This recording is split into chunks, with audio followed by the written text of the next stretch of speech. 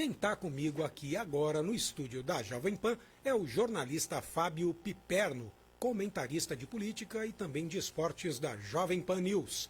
Araçatubense, o jornalista com 2 décadas de atuação em canais de TV e rádio, também é autor dos livros Jogada Política no Esporte e Vai Valer a Pena. Bom dia, Fábio. Tudo bem com você? Bom dia, Marcelo. Tudo bem? Tudo bem, imenso prazer estar aqui com vocês. Poxa, todo nosso. Sabe que a nossa audiência hoje está bombando, né? Quando eu coloquei o card que você viria, rapaz, o pessoal aqui até assustou. Falou, opa, agora sim, hein? Pessoal generoso.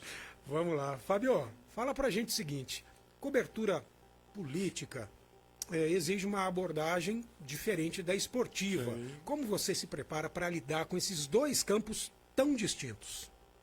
A gente tem que buscar informação o tempo todo, o dia todo. E aí eu estou falando por meio de jornais, revistas, portais, conversando com muita gente, ligando, ouvindo, assistindo. Porque, veja, não existe fórmula mágica, por exemplo, para um profissional comentar futebol. Quer dizer, o que ele tem que fazer, basicamente, é assistir muito futebol. Tem que saber, tem que conhecer as referências, jogador, time, enfim. No caso de política, também tem que estar bem informado. Não dá para você fazer comentários descontextualizados. Né? Você tem que saber o que motiva aquela declaração, aquela ação, enfim. E por aí a gente vai tentando se virar, porque realmente 2 temas tão diferentes acabam dando um pouquinho de trabalho. Embora a gente diga que são tão distintos, mas muitas vezes, posso até dizer, mas você evidentemente tem liberdade para discordar, quase sempre eles, em algum ponto, principalmente na gestão, política e esporte acabam se cruzando, né? Tem muito político que é dirigente esportivo, muito esportista que acaba virando político. Então, no final das contas, os caminhos acabam se cruzando, né? A política está em todas as relações nossas, né? Seja no trabalho, seja, por exemplo, até no campo social, de lazer e tal. Ela é algo que permeia todas essas relações o tempo todo. E no esporte não é diferente. No esporte há ainda o fato de que é uma atividade que muitas vezes dá bastante exposição. E o político, obviamente, ele vive de exposição, né? Então, encontra no esporte o veículo aí para se projetar. E como é que você entende, como você vê, Fábio, você aí, você está o quê, mais de 3 décadas no jornalismo? Tô velho já. Tá experiente, né? E aí como é que você vê a evolução tanto do jornalismo esportivo quanto político no Brasil ao longo desse tempo? Eu tenho uma crítica a fazer. Uhum. E aí vale para os dois, aliás, vale para todas as áreas do jornalismo. Né? O jornalismo, infelizmente, até por uma questão de custos, ele está deixando cada vez mais de lado a reportagem. A reportagem é a essência da atividade jornalística. Né? Então, notícia custa caro. Custa caro você mandar um repórter fazer uma cobertura fora, né? Você, por exemplo, chegar em tempo real aí nos principais fatos. Para isso você tem que mandar gente, tem que ter equipes lá, tem que ter recursos humanos acompanhando em cima, né, esses acontecimentos, e isso está ficando cada vez mais difícil. Eu vou até dar um exemplo aqui que eu costumo mencionar sempre. Em 2012, eu trabalhava, entre outros lugares, no canal Band Esportes. O Band Esportes, naquele momento, foi fazer a cobertura para os Jogos Olímpicos de Londres e mandou uma equipe formada por 72 profissionais. E aí eu tô contabilizando desde a área, por exemplo, de engenharia, até, por exemplo, os apresentadores. Tá? Você imagina, mandou uma redação inteira, mandou alguns repórteres, muita gente da área de operações, porque era necessário tudo isso para fazer uma grande cobertura. Hoje, é claro que algumas novas tecnologias, elas acabaram, de certa forma, permitindo com que um veículo trabalhe com contingentes menores, isso é verdade, mas também pelo fato do anunciante hoje estar muito mais pressionado, os recursos que entram, principalmente para a mídia tradicional, eles são cada vez mais escassos. E aí não é sacanagem nem de um lado nem do outro. Você imagina, por exemplo, a pizza do anunciante. O anunciante ele tem uma verba de 10. Muito bem. Antigamente ele pegava essa verba de 10, colocava no rádio, TV, jornal e revista. Hoje, ele tem essa mesma verba de 10, vai colocar no rádio, TV, jornal, revista, YouTube e outras redes sociais. Então hoje tem muito mais boca para alimentar com o mesmo dinheiro. Então, o que isso significa? Significa que todos os veículos eles acabam ganhando muito menos, eles acabam faturando menos. Ora, faturando menos, eles começam a cortar uma série de coisas. E, infelizmente, tem sobrado para a reportagem. Esse seria um dos maiores desafios enfrentados hoje pelo jornalismo, tanto político quanto, ou de forma geral, pelo jornalismo no Brasil? Opa!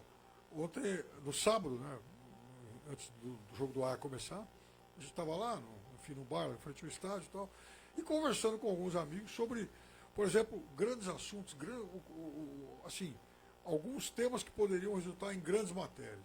E eu tenho a convicção de que esses veículos não foram atrás disso porque eles não têm mais contingente, não tem mais equipe para isso, infelizmente. Então, por conta disso, o jornalismo acaba deixando passar uma série de grandes assuntos, de grandes temas, e principalmente o tema que vai mostrar o cidadão, né? Então, falta muito isso, né? Como é que as pessoas estão vivendo, como é que as pessoas estão se virando, o que elas estão trazendo de inovação. Isso tudo praticamente sumiu. Por quê? E não é má vontade dos empresários de comunicação ou do próprio anunciante. O fato é que isso está caro e o bolo de recursos para cada veículo está cada vez menor.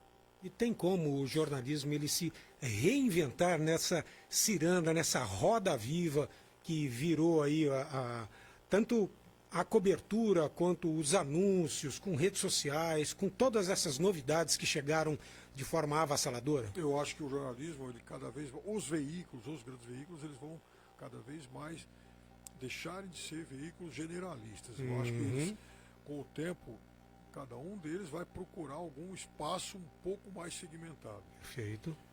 Isso é uma forma de não matar a reportagem. Se matar a reportagem, se matar o jornalismo investigativo, aí acabou tudo. Entendi.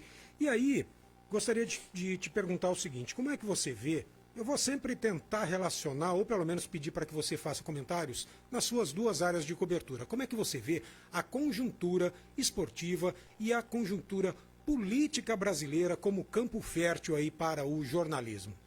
Bom, no caso dos esportes, eu acho que o Brasil ainda tem muita dificuldade em se tornar um país realmente poliesportivo, né? Um país que consuma mais informação esportiva, de tudo, né? Porque, embora a gente tenha a transmissão de todos os eventos, é impressionante como o público parece que não liga para um monte de coisa, né? O público só dá realmente a devida atenção aos esportes olímpicos exatamente em período olímpico.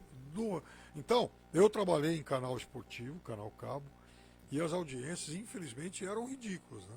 E aí não é, enfim, o canal está pagando, investindo, comprando e tal, e a audiência patinando. Isso é para todo mundo.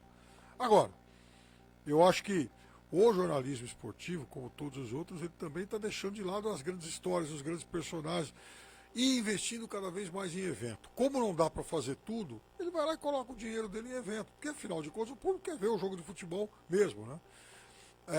O público às vezes não se interessa um pouco em saber, a história do Yamal, o menino espanhol que encantou o mundo agora. Yamal, sensacional. E, enfim, a família dele atravessou um deserto a pé e tal, fugindo da guerra, e migrou.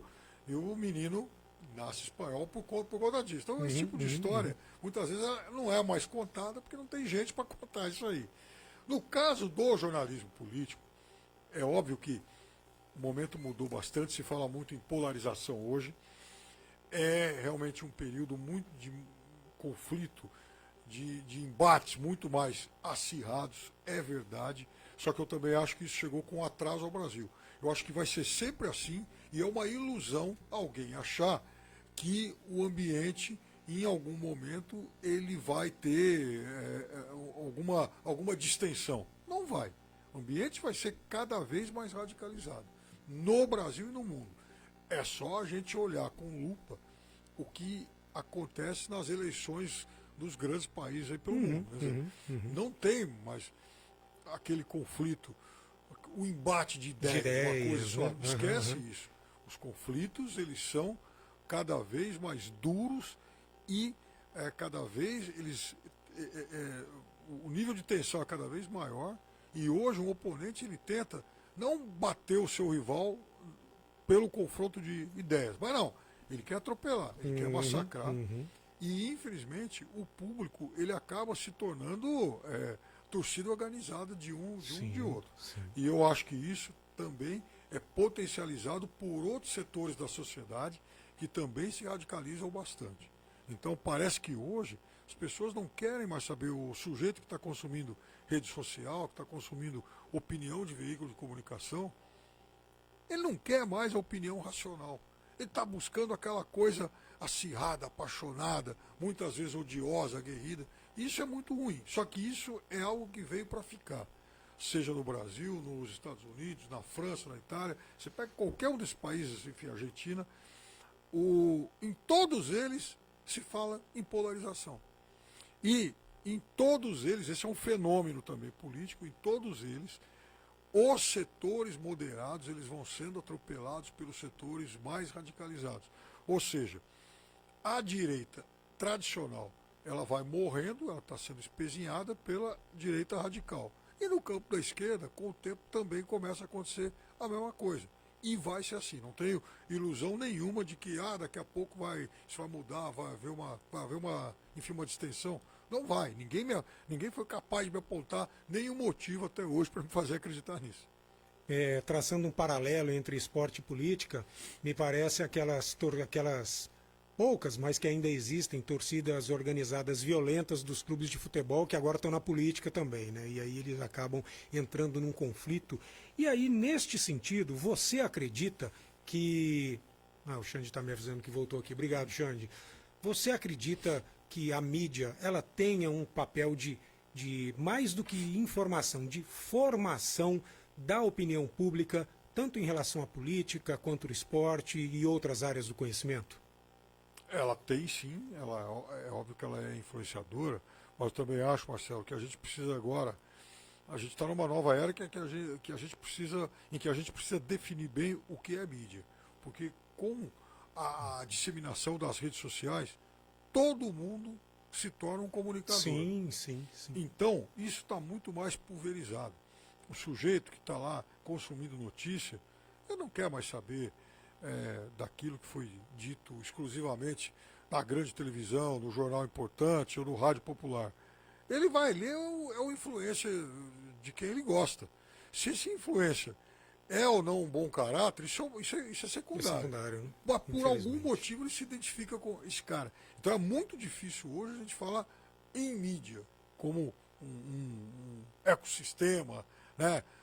Enfim, como um monolito. Isso acabou, isso para mim ficou muito fragmentado e a tendência à fragmentação é cada vez maior. Estou aqui entrevistando hoje o jornalista Fábio Piperno, comentarista de esportes e também de política da Jovem Pan News. E a nossa live está bombando, o pessoal acompanhando. A dona Josefa de Souza Salles, bom dia a todos e sucesso. O advogado Arturo Júnior, Piperno, que legal. O nosso amigo que está sempre na audiência, Marco Antônio Fernandes, perguntando: o Piperno é de Araçatuba? Sim, Marco, ele é de Araçatuba. Araçatubense da Gema, está lá em São Paulo, mas estava conversando aqui com a gente nos bastidores. Sempre que possível, vem visitar a família.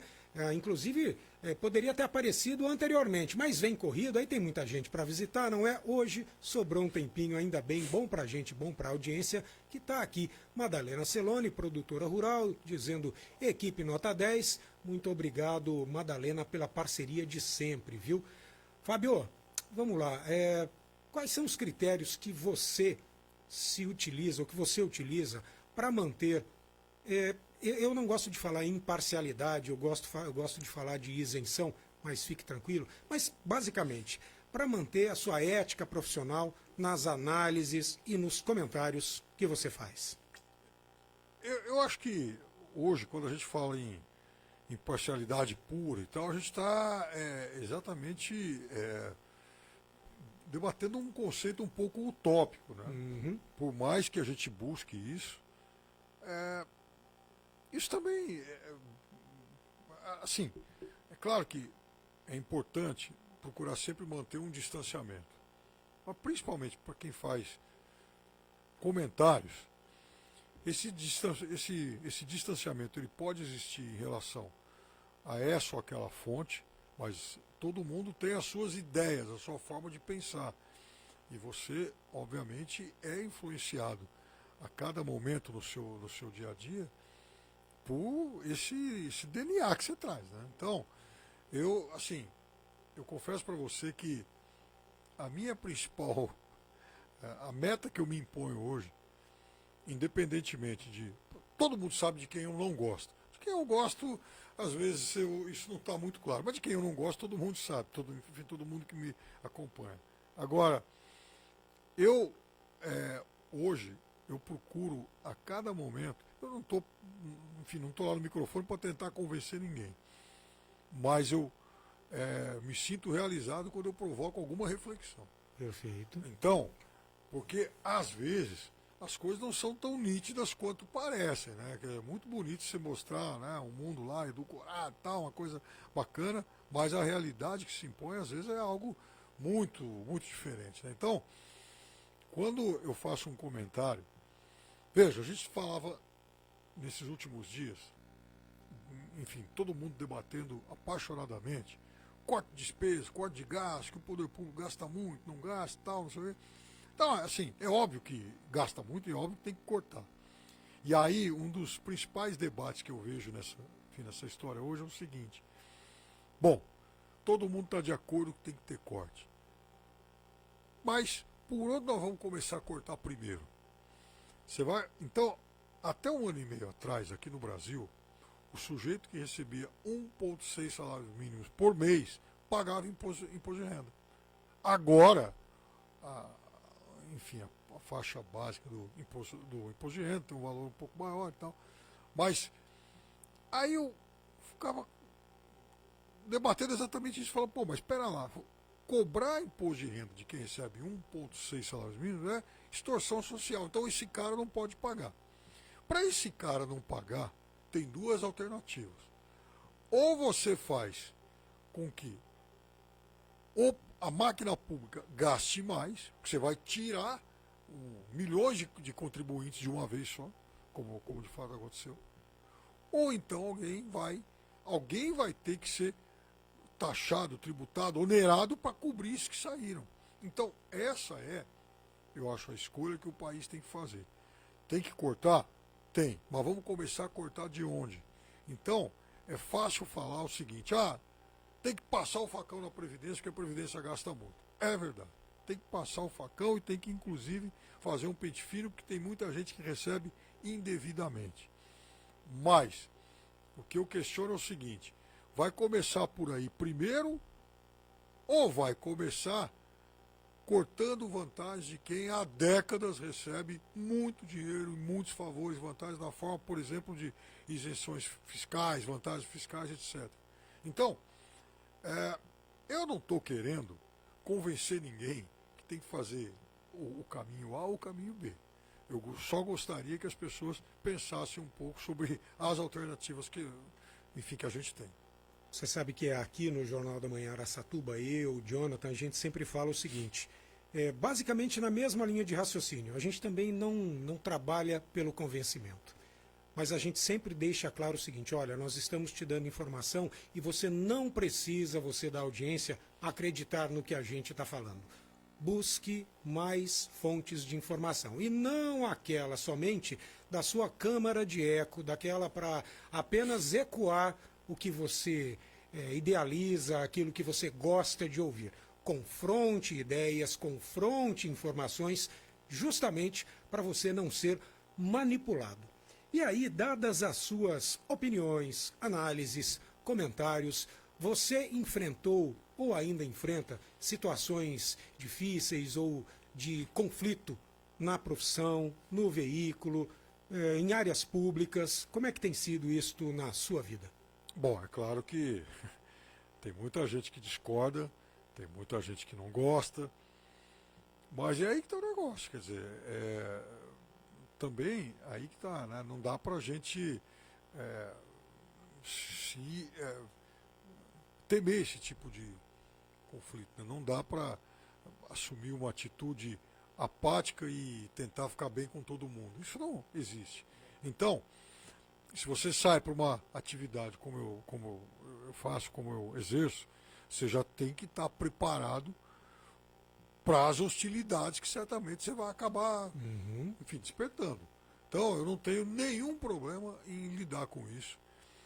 Hoje, por exemplo, até brinco lá com os amigos que quem não gosta de mim vai perder muito tempo, vai perder muito do seu tempo pessoal quando entra quando se quiser entrar nas minhas redes sociais para me xingar, porque eu não vou responder nenhum.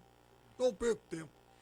Então, eu quero dizer o seguinte, que nesse sentido a gente tem que conhecer também o solo onde a gente pisa. Então, a partir do momento que você entra para o jornalismo opinativo, você em momento algum pode imaginar que você vai ser, nossa, alguém consensual. Não, não vai ser. Vai sim despertar críticas, vai atrair, enfim, elogios e tal, mas não tem jeito. O Fábio escolheu duas áreas bem tranquilas para comentar, né? Esporte e política. Faltou a religião. Você nunca pensou em botar a religião, começar a fazer comentário das não, mas religiões? Não, mas é um negócio. Eu também, eu acho que a religião está muito presente nesses dois temas e ela é usada de uma forma muito cínica e oportunista, né? Eu fico impressionado, porque quando a gente fala, por exemplo, nesse ambiente político excessivamente polarizado, nós não podemos esquecer que isso também acontece nas religiões, em muitas delas, principalmente as novas. Aí. Então, primeiro que eu acho assim, uma coisa meio estranha, nesse sentido, eu sou um pouco tradicionalista, né? No sentido de ter um respeito maior por religiões tradicionais. Então, eu acho muito estranho esse negócio do cara que monta uma igreja aqui, ele vende a igreja dele para o outro, aí o outro vai lá, ele briga com você, então ele vai montar uma igreja concorrente. Mas isso virou um negócio. Outra coisa, eu sou muito crítico desses tele-religiosos e tal, que vão para a TV para fazer milagre. Então, a ponto do sujeito entrar numa cadeira de roda lá, o cara fala alguma coisa, ele sai pulando. Isso é um explícito espetáculo de charlatanismo. Então, nesse sentido, eu acho que a religião, ela tem uma utilização perversa. Veja, não sou contra a religião, pelo amor de Deus. Respeito várias, um monte. A minha posição em relação a essa. E outra coisa, o que eu sempre questiono é como os conselhos de medicina, as organizações médicas, elas não tomam nenhuma atitude em relação a isso. Porque se esse negócio passar a ser encarado como uma verdade, daqui a pouco não vai mais, enfim, não vai precisar de médico. Quer dizer, você vai lá no milagreiro da TV, ele te cura. É óbvio que isso é um espetáculo de charlatanismo. Então eu também acho que deveria haver uma pressão maior de setores da medicina contra isso. Eu citei religião, meio que na brincadeira, mas o Fábio ele tem bagagem, tem conhecimento suficiente para debater todos estes assuntos. O fato particularmente, Fábio, eu entendo que tanto futebol, quanto política, quanto religião se baseiam mais em crença do que em racionalidade, né? Claro, então é claro. muito passional e emotivo, e aí as coisas acabam se levando. Não por isso, antigamente e até hoje, prevalece esta máxima popular de que religião, política, e não se discute, não é? Imagine você se nós, como jornalistas, não pudéssemos ter uma preferência esportiva, você nunca pudesse falar para que time você torce, né? Ou uma preferência política, ou declarar a sua religião. Poxa, sou católico, sou cristão evangélico, sou de outra... Aí não existiria o jornalismo, né? Então essa coisa de a imparcialidade, fique lá no canto e nunca pode dizer, e nunca pode torcer, e nunca pode se tornar sócio de uma agremiação, aí que a gente não existiria mesmo, não é verdade? Sem dúvida. E só um complemento em relação a isso, eu tenho o maior respeito do mundo, por exemplo, por todas as religiões que investem no ensino. Então, quando você vê as PUCs, né, puxa vida, a Igreja Católica, né, presta um excelente serviço em relação a isso, a Igreja Luterana com a UBRA, a Igreja a igreja metodista lá com as Unimeps, a igreja presbiteriana com Mackenzie, as igrejas enfim, judaicas. Eu, lá em São Paulo, morei durante muitos anos na rua do Colégio Batista Brasileiro. Então, olha a preocupação, né, de todos esses ramos aí enfim, de fé. Né? Então, como é que eu não como que eu vou deixar de ter respeito por eles? De forma alguma, respeito e respeito muito. Agora, eu não sou obrigado a respeitar curandeiro que vai fazer cura em TV. Né? E aí, falando um pouquinho mais sobre jornalismo, você sabe tão bem quanto eu, não há necessidade desde 2009 de diploma, no entanto, a gente continua tendo lá o MTB. Não é? Então, esses dias um amigo meu me perguntou, mas quem pode fazer jornalismo? Eu falei, hoje qualquer um se vê no direito de fazer. O fato é que as pessoas confundem a necessidade do diploma com o jornalista, e eu digo, não, jornalista é quem tem o MTB. Diploma não é mais necessário desde 2009, mas aí cada jornalista que tem a sua opinião. Você acredita ainda que seja necessário fazer faculdade, faz algum sentido ou não? Não, eu acho que faculdade de jornalismo eu fiz, né? Fiz na Casper Libero, uma boa faculdade e tal, mas eu não vejo como algo essencial para o exercício enfim, da atividade jornalística. Eu estou nessa também. O pessoal sempre brinca comigo, fala, poxa, mas é fácil, depois que você está formado e tem diploma, falar isso. Essa não é a questão. A questão é que eu acredito que você pode ganhar conhecimento fazendo qualquer outra faculdade, e isso é importante, ganhar conhecimento. Técnica do jornalismo a gente aprende rapidamente, mas penso eu que como especialização não deixa de ser interessante. E aí tem uma infinidade de áreas dentro do jornalismo, como o próprio Fábio Piperno aqui, é comentarista político, é comentarista esportivo, daqui a pouco, quem sabe, tem conhecimento e faz uma especialização e vira de economia ou de qualquer outra área. Eu cheguei, depois de estar formado em jornalismo, né, eu cheguei a me matricular numa faculdade de Sociologia e Política, mas eu fiz um ano, acabei tendo que deixar, e aí num outro momento, acho que foi até a última coisa que de fato eu estudei assim, de forma regular, eu iniciei, na verdade, um preparatório para o exame do Itamaraty. Mas eu também cursei uns 3 meses e parei. Agora, eu acho importante buscar esse outro conhecimento, tal, fundamental. E também não acho desprezível que alguém procure fazer faculdade de jornalismo. O que eu acho que não deve haver é a exigência da obrigatoriedade do diploma. Exatamente. Perfeito. E aí, que conselho você daria, então, Fábio, para os jovens jornalistas que estão começando agora ou estão na faculdade, né, e desejam seguir aí uma longa e bem sucedida carreira, por exemplo, no jornalismo esportivo ou político? Leiam, mas leiam muito, né? Façam isso aí enfim, algo fundamental na vida de vocês. E outra coisa, procurem buscar reportagem, leiam, aprendam a fazer reportagem, porque a reportagem é o coração do jornalismo. Perfeito, concordo em número, gênero e grau. Aliás, temos uma colega jornalista aqui, em Araçatuba, Aine Salviano, que é professora, tudo, e a gente sempre conversa e ela diz o seguinte, o problema hoje é que todo mundo, em função de redes sociais e polarização e tudo mais, as pessoas mal saem da faculdade, já se acham especialistas em alguma coisa e já querem partir para comentário, fazer blog, fazer podcast. E ela sempre fala comigo, Marcelo, o problema é que as pessoas acham. E aí quando você vai opinar, você precisa estar embasado em conhecimento, em experiência, em leitura, para simplesmente não achar. E hoje é o que as pessoas mais fazem, né? Eu acho, e aí vai para a rede social, e aí vai para o seu podcast falar o que bem entende. Só uma coisa, quer dizer, o corte que virou algo tão popular, que tanta gente gosta, ele anima a rede social, sem dúvida nenhuma, mas ele não é jornalismo, essencialmente. Então, tudo bem, ele encanta lá uma plateia, aquela frase bombástica e tal, mas jornalismo e reportagem são outra coisa. E se a gente matar isso, a gente vai matar a essência do jornalismo. Mas, de forma geral, a rede social também faz parte do jornalismo, né? Faz. Ela tem que também ser aproveitada, não é? Claro, mas ela é complementar, e aí que está o negócio, né? O jornalismo ele também não é um monolito que se formou e vai virar uma coisa para sempre lá do mesmo jeito. Ele vai, obviamente, ele vai inserindo outras técnicas, plataformas, um monte de coisas, novos conceitos, novas formas de enfim, exercício mesmo, né? Então, ele não pode descartar nada. O que não se pode fazer é matar a essência, né? Então, a essência assim, sabe, gastar sapato na rua, enfim, gastar sola de sapato na rua e ir atrás do fato.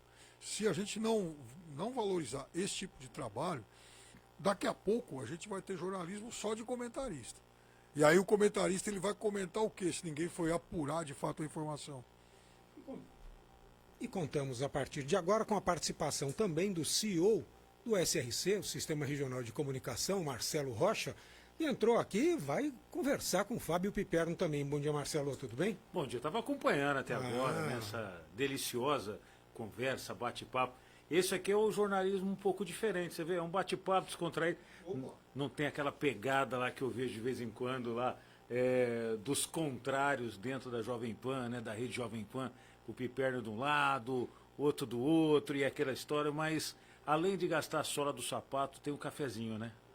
Cafezinho é fundamental. Onde tem jornalismo tem que ter café. O jornalista consome café. Já estou vendo, já é o segundo ou terceiro? É o segundo. Mas tomei mais um em casa. Sinta-se em casa sempre. Tá muito legal estar aqui. Um imenso prazer estar aqui. Eu quero desejar aqui que você venha outras vezes, veio visitar a família, venha para o nosso estúdio, afinal de contas, não só porque você faz parte da rede Jovem Pan, já é da família Jovem Pan, como a gente aqui também, mas também por ser filho de Araçatuba, tá sempre aqui, a família aqui, teu irmão aqui, todo mundo aqui. Minha mãe. Então Isaura. tem que estar em casa. Pô, eu realmente fico muito feliz com isso. Qualquer hora, inclusive, vem fazer o programa direto daqui, hein? Exatamente. Opa! Aí sim. E conte com o apoio de todo mundo aqui, do Marcelo, meu, do Jonatas, de todo mundo aqui da Rede Jovem Pan Araçatuba. E eu vou falar uma coisa pra você, eu nunca tinha sentado na cadeira do lado de cá. É frio aqui, né? Frio, de vez em quando a gente desliga ali, porque rapaz. é feroz tá. o negócio. Mas eu acho muito legal essa discussão que existe dentro da Jovem Pan, e principalmente hoje em dia, mas que sempre teve, né? Eu falava muito antes da Amanda, né? Que a Amanda fazia o contraponto. Hoje já tem muita gente fazendo, inclusive você. Mas, tirando o jornalismo político de lado, que eu concordo muito com isso que você falou, dessa polarização que vai continuar existindo, já existe no mundo inteiro. Isso é para sempre. Há muito tempo. E cada dia se agrava mais, e agora está fácil tentar atentado contra, e atentado vira isso, vira aquilo, aquelas complicações muito graves. Vamos falar de futebol, que é um assunto que tem uma paixão também muito grande. O que você achou ontem das duas seleções, tanto da Espanha quanto da Argentina? Eu achei primeiro que os resultados eles fizeram bem para o futebol, né? Porque a Espanha enfim, uma seleção que dá prazer aí da gente ver, né? Um time técnico, um time que gosta de jogar, um time que tem amor pela bola, né? E tem a ousadia de lançar meninos adolescentes aí. Isso é um negócio impressionante. Porque aqui no Brasil todo mundo fica meio cheio de dedos e tal, não, pô, é muito novo e não sei o quê. Pô, é bom, vai lá e joga. Quer dizer, uma vez o Muricy, foi até sobre o Felipe Anderson, ele era técnico do Santos ainda.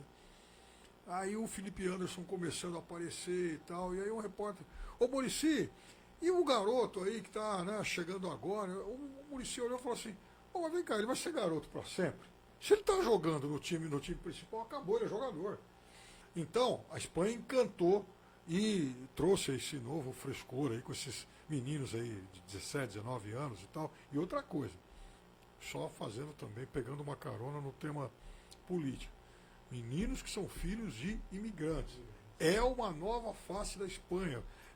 Assim, é uma nova face lá do mundo todo. A Europa é assim. Todos os times. A Alemanha tem, Itália tem, Suécia tem.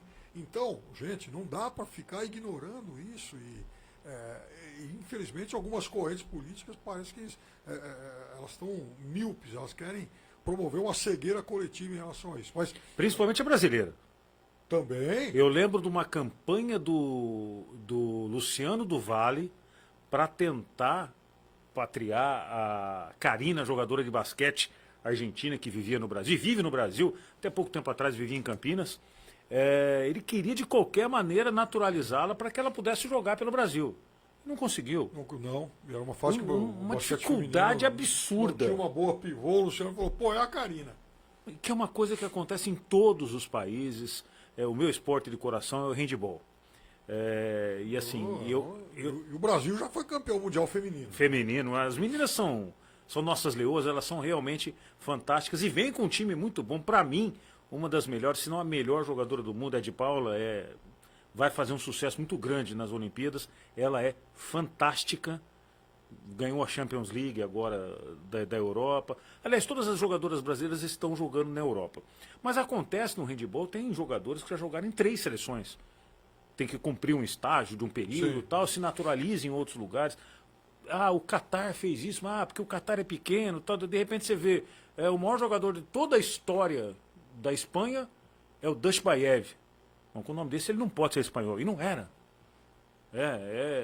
Ali da Mongólia, alguma coisa assim. E hoje o filho dele é jogador, o principal jogador da seleção espanhola, o Alex Dashbayev. Mas daí você vê, por que é que não acontece isso no Brasil? Na Europa acontece, nos Estados Unidos acontece, no mundo inteiro acontece. E o Brasil fica com essa... Eu não sei, eu não vou... Eu acho que...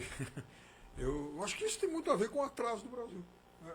Eu acho que isso é uma demonstração, sim, de que... E você está falando de esporte, você tem toda a razão, mas eu me lembro, por exemplo, quando começaram os conflitos lá, a fragmentação da antiga União Soviética e tal, e muita gente se questionava o seguinte, mas por que as universidades do Brasil não vão lá buscar um monte de cérebros que agora vão ficar vagando por aí sem ter onde trabalhar e pode contribuir com o desenvolvimento tecnológico aqui? E o Brasil sem dúvida, continuou refratário e perdeu tempo. Os Estados Unidos, por exemplo, no período, especialmente da Segunda Guerra, foi lá na Alemanha importar especialistas, por exemplo, em energia nuclear. E na Guerra Fria também, né? Depois trouxe o pessoal do leste europeu que queriam ter uma vida melhor, que realmente levaram para os Estados Unidos. Eu acho que assim, é uma troca. Você vai viver melhor, mas eu quero o seu cérebro, vamos dizer assim. Né? Sua inteligência, sua capacidade para formar boas pessoas. Eu acho que é isso que a gente precisa fazer. E o Brasil tem uma dificuldade. Esses dias nós lançamos um projeto aqui, até eu contei para o Marcelo. Até na base do Guilherme, né, do Pio, que criou isso daí. Mas o que ele está tentando importar para Araçatuba? Isso é uma coisa muito local, tá? E é uma coisa embrionária, que ele conseguiu trazer o primeiro. A mente brilhante, vamos dizer assim. É um cara extremamente culto, inteligente, conhecedor de história, de filosofia, de sociologia. Ele trouxe de São Paulo para morar em Araçatuba. Está trazendo a segunda, a terceira pessoa para que essas pessoas venham para Araçatuba criar um polo de pensadores. Olha uma coisa... Opa! Às vezes você pensar nisso aí, isso é utópico, não vai acontecer nunca. Já está acontecendo. E paralelamente a isso, já criou-se 2 salas de aula dentro do São José, que é um bairro aqui um pouco menos assistido, para crianças, uma para criança de 1 a 4 anos e outra da primeira à 4ª série, né, 5º ano, alguma coisa assim, e outra de 5ª a 8ª. Uma vai ensinar sempre português e lógica, mas para os mais velhos italiano, para os mais novos inglês. E principalmente para os mais novos, leitura. Leitura de livros. Fantástico. Então, quer dizer, e as salas são assim, espetaculares. A sala dos mais velhos tem 25 computadores de última geração. A sala dos mais novos, uma sala bem lúdica, bem de sala de leitura. Que uma criança do bairro São José não imaginava que isso poderia acontecer. E está lá de graça para ela. Então, é um projeto que a Araçatuba tem de trazer mentes brilhantes e criar novas possibilidades de pensamento. Isso aí que é maravilhoso. Isso aí é abraçar o futuro, né? Isso aí é você. Sim. Eu acho que é uma ideia excelente. Pra você ver. Eu sempre me pergunto por que a única empresa do Brasil, a única empresa brasileira de alta tecnologia que se tornou uma empresa global, ela tem 2, vai. A Embraer e o Grupo VEG. Por que só isso? Será que, enfim, brasileiro é burro? Né? Não é. Não é. Faltou realmente pensar em ter esse olhar voltado para o mundo, buscar gente de fora que possa contribuir aqui, para que depois a gente volte a conquistar o mundo. Quer dizer, isso é uma via de mão dupla. Você vai buscar a gente lá fora para ajudar a desenvolver aqui, para conquistar o mercado lá fora. E o Grupo VEG, que realmente é uma potência Nossa. mundial. E nem é uma coisa tão... Agora, a Embraer, eu até acho que era uma obrigação. Afinal de contas, quem inventou o avião? Pois é. Não é? É um brasileiro. Boa, boa. E a gente tem que, pô, tinha que saber, tinha que ter. E a Embraer era uma Você vê, empresa mas ele foi fantástica. inventar um avião lá na França. Ah, ninguém acreditava nele aqui. É, então, aí que tá o negócio. Olha, tem um exemplo que eu acho sensacional. 40 anos atrás, se você pegasse, 50 anos atrás, se você pegasse uma foto de Pequim, você ia ver um monte de bicicleta na rua. 50 anos atrás, um cidadão brasileiro lançava um carro elétrico chamado Itaipu, o Gurgel. Em 1974, no Salão do Automóvel, ele apresentou o Itaipu, que foi o primeiro carro elétrico aqui da região. O projeto acabou morrendo, lançou poucas unidades e tal. Né? Eu falei, pô, mas pera lá, 50 anos atrás, o Brasil teve um cara que sonhou e fez um carro elétrico, enquanto a China andava de bicicleta. Hoje, a China é a maior fabricante mundial de carros elétricos e a gente continua batendo cabeça. Não, mas é simples, tinha que esperar um estrangeiro fazer, né? O Tesla foi lá e fez, criou aquele negócio, a China foi lá e pegou o mesmo projeto, barateou todo o custo e tem uma produção hoje absurda. Aliás, a China acho que tem uma produção absurda de tudo quanto é produto manufaturado que existe, né? É um negócio fora do normal. E realmente o brasileiro precisa ter uma história. Rapidinho, eu vou contar, Marcelo, Claro. que eu ouvi do Daniel Godry, que é um palestrante e tal, que ele falava, eu morava em Tuverava quando eu era pequeno tal, aí meu pai era do Rotary, veio um intercambiário da Suécia, alguma coisa assim para cá, ficou na minha casa. Então, no primeiro dia de aula, a gente estava atrasado para ir para a escola, falei para ele, vamos cortar por esse terreno baldio aqui, que a gente vai chegar mais rápido na escola. Cortaram, grudou um carrapicho na calça do rapaz. Ele levou, estudou o carrapicho e criou o velcro. E hoje o cara é dono da patente do velcro. Aí você fala, Ai, poxa caramba, vida. Olha isso. Na realidade o velcro foi criado em Tuverava. Mas o cara patenteou lá na Suécia e virou para o mundo inteiro. Olha isso. Pô, é isso. As coisas são incríveis e como o brasileiro às vezes perde a chance. O próprio Daniel fala, todo dia grudava 50 carrapichos na minha calça e eu nunca pensei nisso. Site, né? E o cara mole, pensou, mole. fez e criou e Sensacional. História então, sensacional. na realidade, a gente tem todas as possibilidades. Uma outra coisa que eu brigo não, né? Eu falo que eu acho que está completamente errado dar tanto dinheiro para as universidades estaduais e federais e quase nada para o ensino fundamental e médio. A balança não, a pirâmide deveria ser invertida. A gente precisa da educação para as nossas crianças.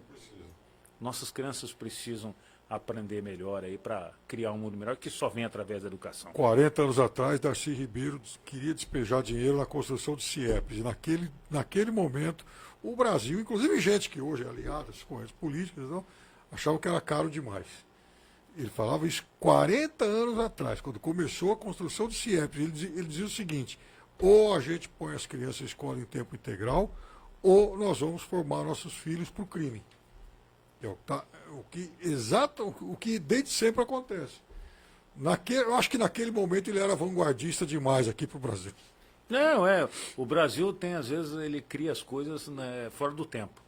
Aí depois perde o fio da meada. infelizmente. Ó, por falar em escola, tem uma pessoa aqui, ó, um empresário de Araçatuba, Marcos Roberto Ferrari Machado, o Marcão, lá do laboratório Triatox, ele mandando um abraço pra gente, parabenizando pelo programa, e fala que ó, um abraço ao palmeirense e colega contemporâneo de José Cândido, Fábio Piperno. Você estudou no Zé Cândido? Estudei. Ah lá. Estudei Na os época do 4 Marcão. primeiros anos no ensino fundamental e depois a minha mãe foi professora lá também. Primeiro ano com a dona Inês, segundo com a dona Dali, terceiro com a dona Inês de novo e quarto com a dona Terezinha Amaral. Olha isso. E que memória. Não é? Regis Queiroz, nosso colega, nosso amigo, falando que ontem você passou lá no Vitrola Vintage Bar para Sábado. curtir a feijoada. Sábado. Sábado. Eu estava lá, mas fui um pouco mais cedo, levei minha mãe, então depois saí e ele falou que na sequência você chegou. Outro Regis Cordeiro, dizendo aqui, ó, Marcelo, bela entrevista, eu acompanho o Fábio na Jovem Pan. Não concordo lá muito com as opiniões dele sobre política, mas gosto das manifestações sobre esportes. É isso, né? Respeito é tudo. E o Marco Antônio Fernandes, empresário do ramo da educação aqui, perguntando, tá bom, Marco, eu vou passar, já sei a resposta, tá bom? Da brincadeira aqui. Saiba você que, com exceção do Fábio, os outros 3 no estúdio são corintianos, viu? Mas eu vou passar a pergunta mesmo assim. Fábio, você acha que o Corinthians vai ser campeão esse ano? Do quê? Pois é, né? Do que é bom. Pois é. Eu brinco lá que o Corinthians esse ano é o time café com leite, né? Mas é um café ralinho, não é um café com grãos de exportação e tal. É um café de boteco de estrada, né? Tem Ralinho. chance de não cair. Não, cara. Tem chance de Só não se cair. É Tem. isso aí. Mas para isso precisa melhorar. Tem. E muito, Precisa melhorar. né? Enquanto é aquela história, né? O Palmeiras acabou de trazer, o craque de bola foi colocado agora mesmo, falou do Felipe Anderson, que é um baita jogador e tal. O Corinthians precisa contratar. E essa história dessa brincadeira aí de, vou contratar o Balotelli, não sei. Precisa contratar o Balotelli. Precisa contratar nego de verdade. Porque quem entende um pouco de futebol sabe, quem é o atacante? É o Yuri Alberto. Deixa que a natureza marca. Não, então assim, daí você traz um cara, mas o dinheiro, não sei o quê. Dinheiro no futebol se faz porque é uma fábrica de dinheiro. Dá mais o Corinthians. É. Essa marca Só precisa poderosíssima. parar de... Pô, né? Dizer, Então. não vamos acusar ninguém, Isso. mas que é brincadeira aí, né? Mas se organizar um pouquinho melhor, dá para fazer um time melhor. Eu trouxe 2 ou 3 jogadores, né, até agora, né? Um volante, um goleiro que, coitado, Meu Deus, olha a roubada. a gente não que ele sabe, é uma incógnita, né? E o Corinthians precisa parar de trazer incógnita, né? Incógnita vem da base. Você traz um menino jovem e vamos ver se vai dar. Mas tem que trazer jogadores. Palmeiras esse ano vai fazer mais de meio bilhão. Não, já fez um bilhão. De... Se juntar o Hendrick e o Estevão, Isso, já isso. chega num bilhão. É que não vai receber tudo no mesmo ano tal. Mas é uma carteira que você tem garantido O colchão lá. tá lá. Tá lá. Não é? É realmente uma administração que começou com o Paulo Nobre. Esse é o grande. Esse é o homem da virada. E aí, o Corinthians teve a oportunidade, quando o Ronaldo chegou no Corinthians, Sim. de ter a virada, subiu e desceu. Então, na realidade, o que a gente vê, o Paulo Nobre preparou um terreno extremamente fértil para a Leila. Paulo E a Nobre foi Leila uma figura é uma fantástica. grande administradora. Sim. Então, Inês é morta, né? E Temos que Fábio aguentar. Fica aí comemorando, né? Ano após ano, não é? Eu torço para que esse ciclo dure bastante. Né? Fábio, Mas os outros podiam melhorar um pouquinho, né? por favor, não é? Enfim. Mas você viu que era o time ontem que tinha 2 representantes na final da Copa América? Era o Palmeiras, né? O Rios Rios, e o Rafael Claus. Só o Rios. Boa, É só pra... O Rios e o Borra, né? Ótimo essa. E o Borja queria brigar Queria, ontem. só fez isso. Enfim. Fabio, eu quero agradecer a sua Eu que agradeço o participação, convite. são 9h32. Marcelo, você também. A gente poderia ficar longas horas aqui. Opa! Como eu sempre digo, o Jonathan está aqui comigo, não me deixa mentir. O bom disso é que fica o gostinho de quero mais. Então você, por favor, quando estiver em Araçatuba, tiver um tempinho aí durante a semana, com todo prazer. dá um pulo aqui que, cara, a gente abre o microfone e ficamos conversando sobre política, sobre esportes, jornalismo e vários outros assuntos aí, tá bom? Perfeito, e diariamente então, menos nessa semana, né?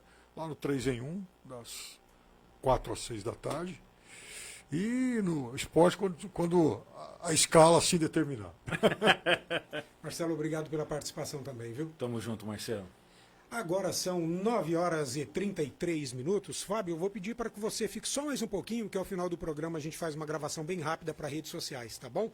Porque já são 9h33, a gente vai ficando por aqui.